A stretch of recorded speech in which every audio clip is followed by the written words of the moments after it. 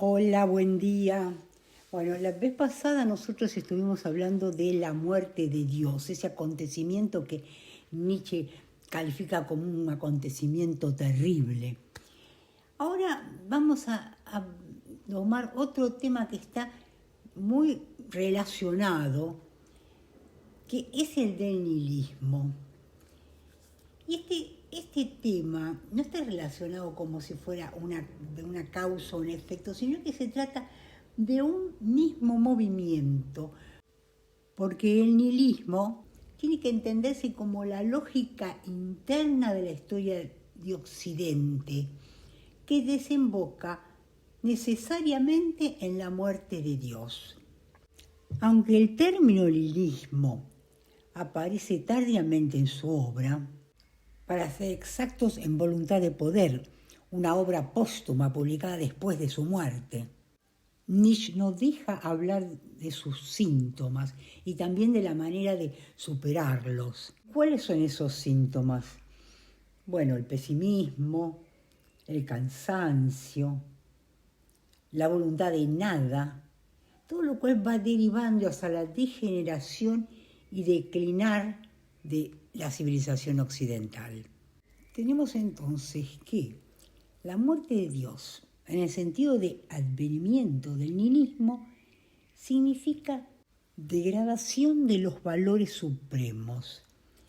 Esto es, la pérdida del sentido, tanto del mundo como de la existencia, y, o sea, de todo aquello que tiene que ver con el anhelo de un más allá divino, y que históricamente apareció como consecuencia de la voluntad de verdad, de la fe en la moral. Y esto no se trata de un hecho puntual, sino algo que está ocurriendo y que va a ocupar las próximas centurias. Y algo más, porque el nihilismo no aparece ahora, sino que ya estaba en la moral cristiana. Y también en la interpretación metafísica del mundo, de la filosofía occidental, porque éstas estaban siempre en una sostenida guerra contra la vida, en pos de un más allá de la verdad, que en tanto rechazo de lo que es, se transforma en una voluntad de nada. Piensen ustedes que Nietzsche critica en muchos lugares y se dirige a los transmundanos, aquellos que siempre están mirando con la mirada hacia un más allá, y que por lo mismo él entiende que sostienen una guerra permanente contra la vida. Resulta entonces que el origen del nihilismo es esa interpretación moral del mundo, que de tanto buscar la verdad llegan finalmente a la conclusión de que todo es falso, y de ahí el anhelo de nada y el budismo de la acción. Pero hay diferentes formas de nihilismo. Veamos entonces algunas de ellas. Por una parte, el nihilismo trunco, que es aquel que no reconoce la muerte de Dios. No entiende lo que todo es, lo que significa la muerte de Dios. Y entonces, ¿qué hace? Busca paliativos. Y en lugar de someterse, por ejemplo, a la autoridad de la Iglesia, se someten a la autoridad de su propia conciencia moral. Y reemplazan, por ejemplo, la huida del mundo para ir aún más allá por la fe en el progreso histórico, en el desarrollo de una cultura. Dice Nietzsche que quien ha dejado de creer en Dios se aferra con mucha más fuerza a la fe en la moral. Y por lo tanto, se trata de un cambio superficial, una simple solución terrenal. No hay una verdadera transmutación de los valores. No se ataca al régimen de la verdad. En el fondo se sigue siendo cristiano. No va más allá del bien y del mal, tal como reza el título de una obra de Nietzsche. O sea que la cosa va más allá del cristianismo y de su moral, porque atraviesa toda la metafísica y aterriza en la ciencia. Por ejemplo, los conceptos de sustancia, de causa y efecto, de finalidad, y todo eso no son más que ficciones reguladoras. Un poco más de lo mismo, que primero fue el platonismo, que justamente en cuanto preparaba la llegada del cristianismo, porque dice Nietzsche en otros lugares que el cristianismo es platonismo para el pueblo. Nietzsche llama a este nihilismo trunco porque no se trata de enfrentarlo y así superarlo, sino que se lo elude. Entonces la cuestión se agrava. Todo esto es porque no se toca a fondo. Dios ha muerto, pero todavía permanece en las sombras de Dios. Otra modalidad del nihilismo es el nihilismo asumido, que sí reconoce la muerte de Dios, pero es incapaz de una reacción positiva. Se trata de puro desencanto o malestar, spleen, angustia existencial, pesimismo. También lo llama Nietzsche nihilismo cansado, porque el espíritu está agotado y ha perdido toda la alegría de vivir. Y esto para Nietzsche es lo peor, porque justamente toda esta etapa de la ciencia jovial es la etapa de la glorificación de la vida.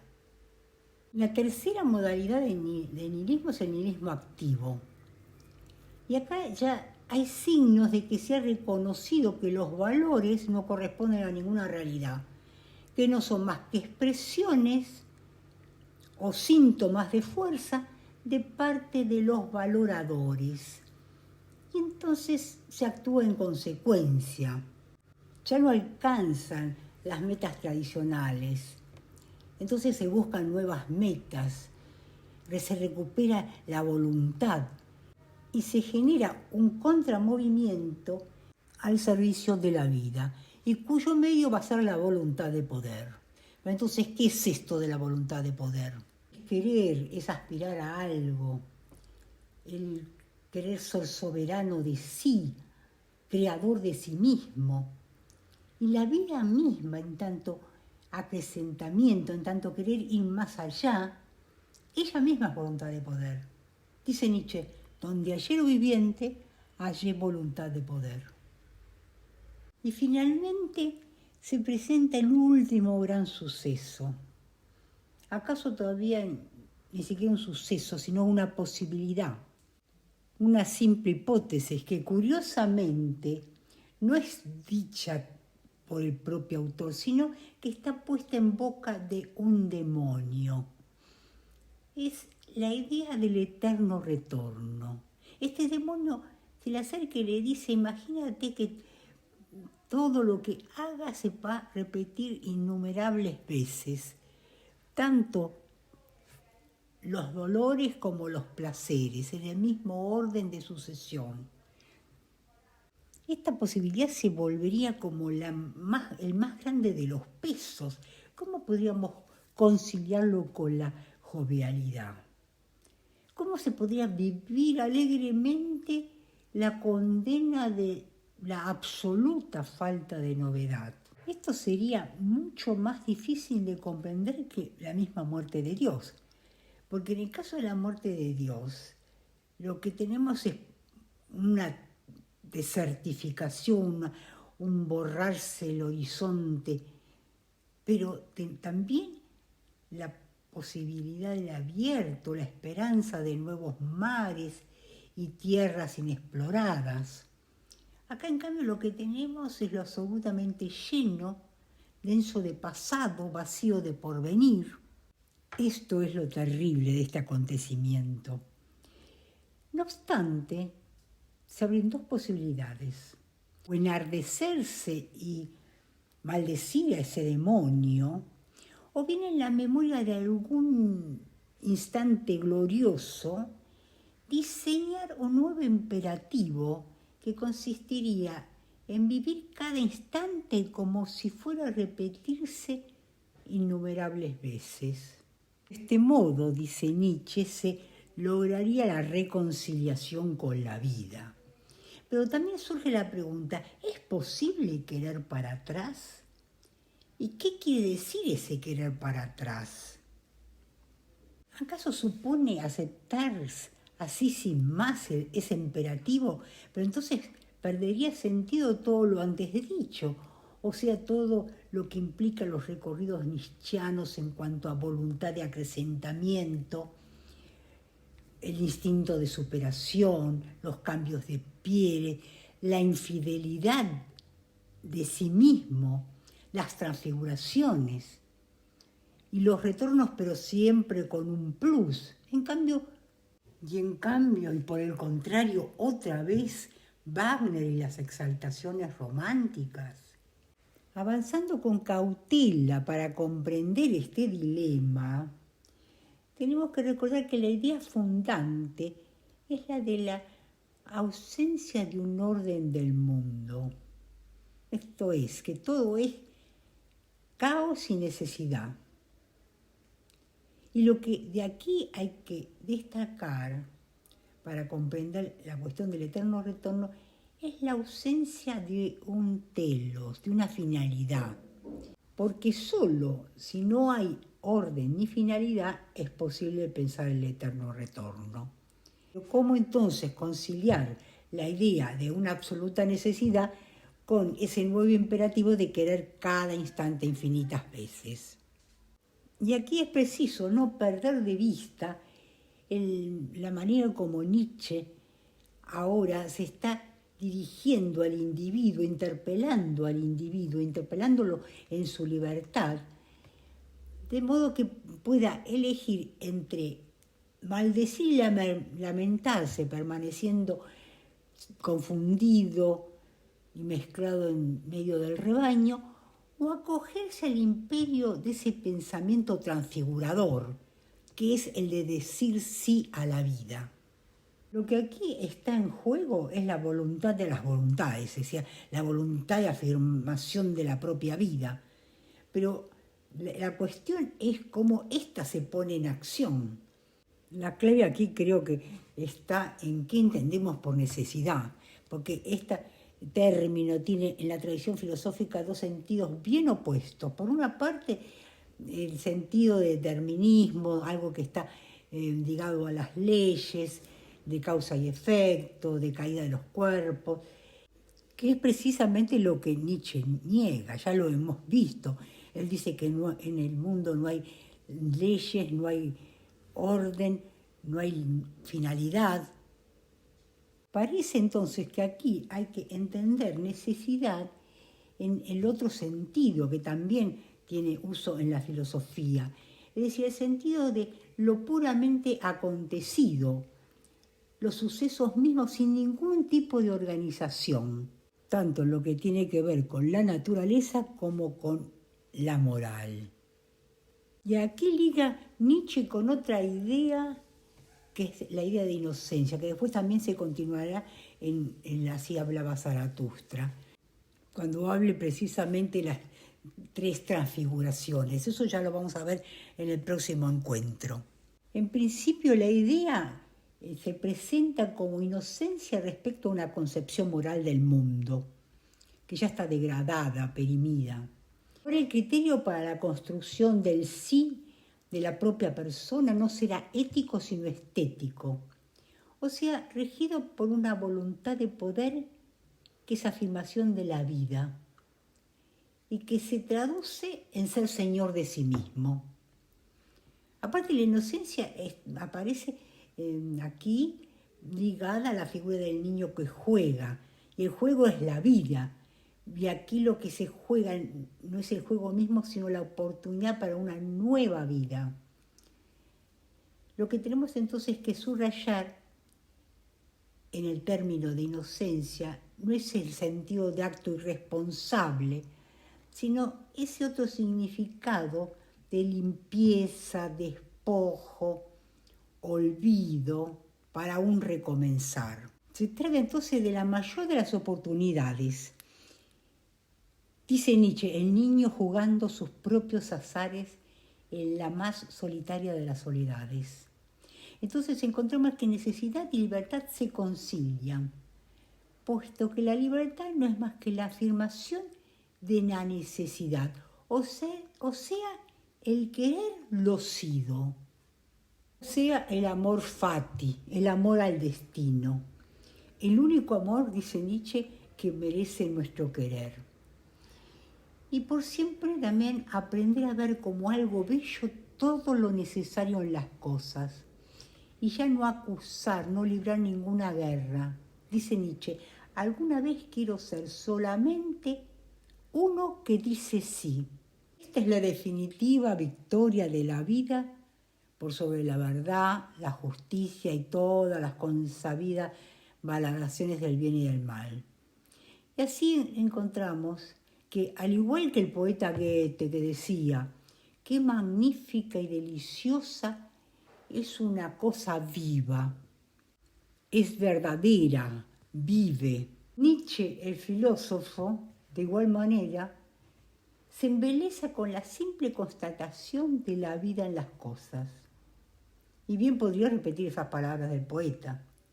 Pero ojo, que no se trata solo de contemplar, ser el eterno viajero alrededor del mundo, como él acusaba a Goethe en La tercera intempestiva, que nosotros no hemos visto en detalle, pero él lo criticaba porque era un espectador insaciable, estaba siempre en una actitud contemplativa. Aquí, dice Nietzsche, no se trata solo de contemplación, sino afirmar la existencia, la propia y la ajena, la de todas las cosas.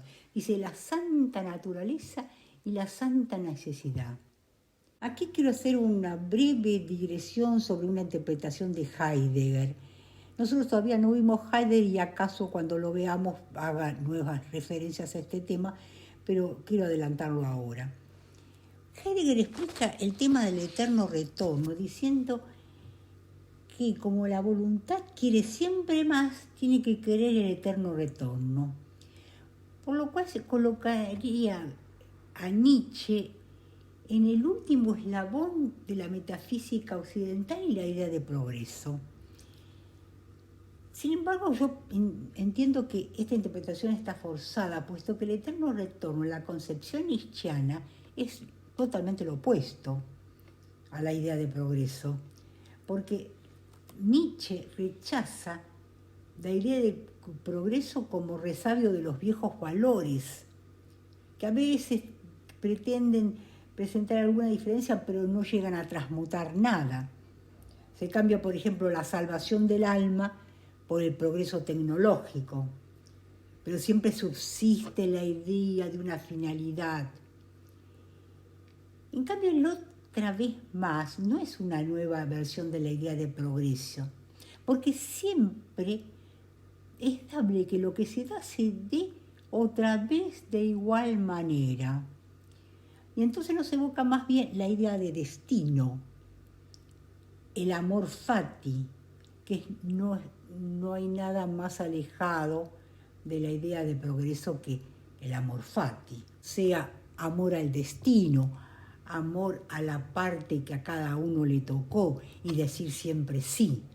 Y esto justamente tendría más relación con esa idea heideggeriana de deshacimiento, de serenidad, y no tanto de voluntad de poder que quiere siempre más. Más bien me pregunto si no se trata aquí de la aceptación nuevamente de algo del orden de lo sacro, ahora en la plenitud de la vida, hacerse maestro de ceremonia de esos bailes terrestres y la aceptación del espíritu trágico, en la falta total de un orden bello y en la ausencia también de todo tipo de narcóticos. Pero decir siempre sí, querer hacia atrás y siempre para adelante.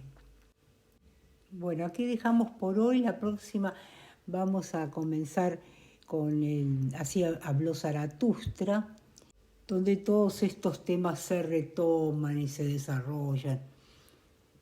Bueno, hasta la próxima.